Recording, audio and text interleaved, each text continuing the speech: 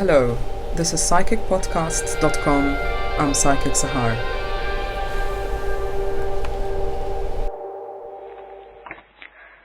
Hello, Natasha, and thank you for joining us today.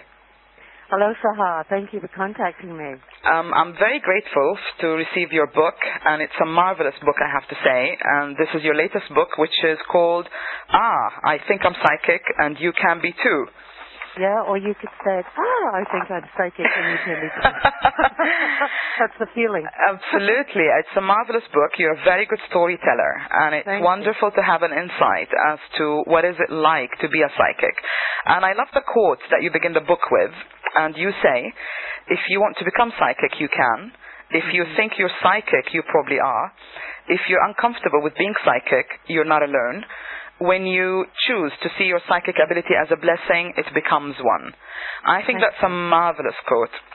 Thank you, because I teach psychic development workshops here in Canada, and my experience with my students is they are so relieved to get in a room with other people who don't think they're crazy. And I say to them, you're not crazy. Yes, absolutely. Actually, you're more highly evolved. Yes. Now, you are a professional psychic, and you have quite a following, really, through your columns, your book, and your classes. I know what a professional psychic is. You know what a professional psychic is. Can you tell our listeners, briefly, what is a psychic?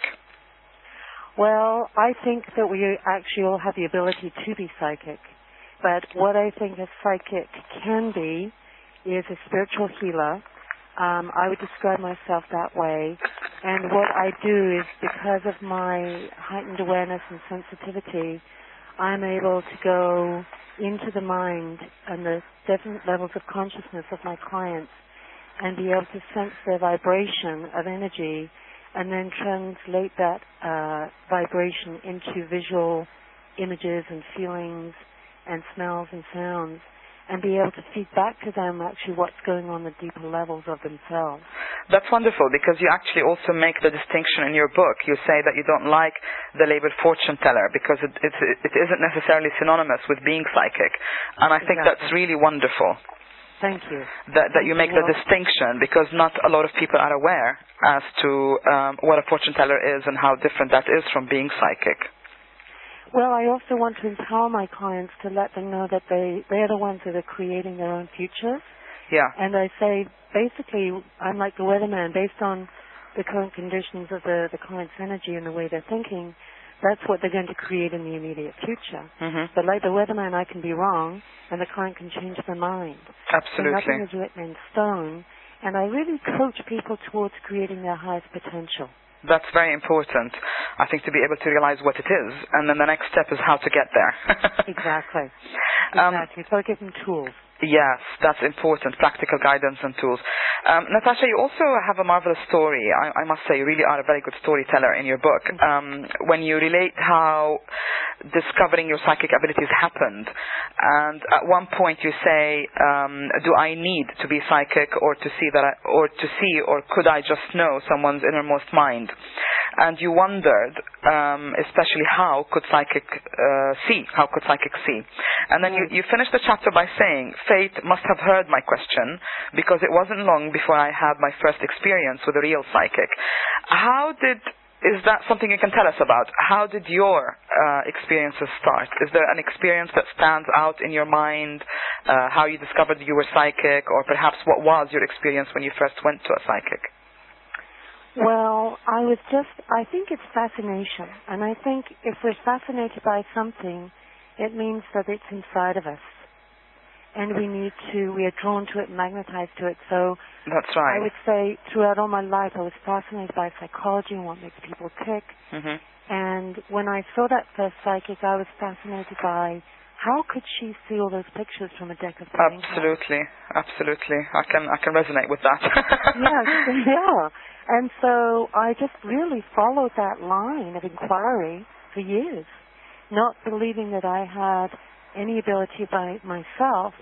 And it was only when all these other psychics that I went to see, who I was fascinated by, told me that I would be very powerful as a psychic and I would be well known and famous and traveling all over the world, that I started to think, well, am I? Maybe? What does that feel like? Is it a good thing? Yes. And I resisted it for a long time, as you know, Sahar. That's interesting, yes. Finally, I succumbed to it, and now I'm very happy doing what I do. You also have a very marvelous quote in your book. You say, coincidence is God's way of remaining anonymous. Yes. And I really feel there are no coincidences. You know, there's nothing by chance. And I feel sometimes my experience is that if you look back, coincidences turn out to be like the little stitches that make up the big tapestry that is our life. That's a lovely way of putting it. And I feel with your book, as I read from chapter to chapter, you really kind of weave in that story of how you transformed your life, or discovering that you were psychic really transformed your life. Yes, and... Because you traveled all over the world, you've been to Libya. I love the IBM philosophy in your book as well. Well, I try and infuse into my clients the faith that we don't understand what happens to us at the time, and it certainly took me years to kind of understand. Yeah, I totally agree with you. Because sometimes the clients are so impatient. It's like, why can't it happen now? Exactly. And I love what you said at the end in your book about the author. It says her mission is to make her work as a psychic coach redundant by training others to listen and to trust their own intuition. Exactly. How far are you down that goal? Well, I think we've got a long way to go, Sahar, with that one. But you have been teaching and you hold teleclasses as well. I do. And through my writing, I'm really empowering people really just to listen. That's what, to me, being psychic or intuitive is. It's just listening to our inner voice, listening to our bodies, listening to the universe. The universe is constantly giving us feedback. Answers, yes, absolutely. Giving us signs, and we are just not paying attention. And so I encourage everyone just to listen to what is that little voice inside of them saying to them. And it might show up as a feeling in the body, a feeling of excitement or fear. It might be a message on the TV, or a book might fall out in front of them. Might be my book. And it's just constantly empowering people to go to that place where they have everything they need inside of them. It's also interesting, I saw on your website that you also work with corporations or businesses. I do. Are they interested in psychic development? The word intuition is becoming a leading edge. Yes. Kind of subject for corporations to going towards. The word psychic is still a little bit scary for them, so I just switch the language. Yeah. But it's the same thing. And yes, it's very exciting. And of course, there's more about you on your website, which is www.natashapsychic.com. That's right. And of course, your marvelous articles on Psychic and Spirit magazine, where your book is also mentioned and reviewed there. Now, speaking about the future, what does the future hold for you, Natasha? For me? Yes. I'm going to be very busy. I think there are many light workers on the planet right now working. We're coming more together.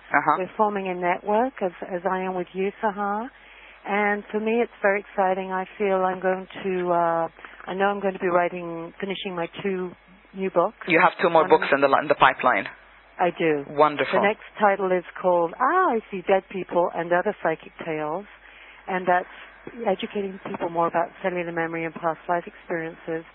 And a collection of my columns called Dynamic Spirituality, bringing spirituality into everyday life, into a very practical sense. I'm going to be traveling and doing talks, and I am going to be starting an online bookstore to make available to everybody your writings and your books. Yes. Of course, you're based in Vancouver, but anyone can have a reading by you, by telephone or in person or over the internet. Is that right? Absolutely. Absolutely. Finally, Natasha, if you're going on a holiday on a desert island and you're only allowed to take 3 things, what are you most likely to take with you? Oh, that's very interesting. Oh, my gosh. Let me think now. Well, could I take a gorgeous man? Yeah. That would be number 1. Okay. I would probably take books, and there's so many. It's hard for me to... Is there a favorite that influenced you in some way? I'd probably take a book on Buddhism. Interesting. And I'd probably take the Bible, and I'd probably take the Quran. That's wonderful. just because I would like to have time to study how all religions interface, and I believe they all come from the same root. Absolutely. But they're just different expressions of the same philosophy. Absolutely. I think there can only be one creative universal force in the end. Exactly. One truth. And we all get to it from different sides of the From mountain. different angles, absolutely. Yeah. Natasha, wonderful to speak to you, and thank you very much for joining us on psychicpodcasts.com. And thank you for inviting me, Sahar. Thank you.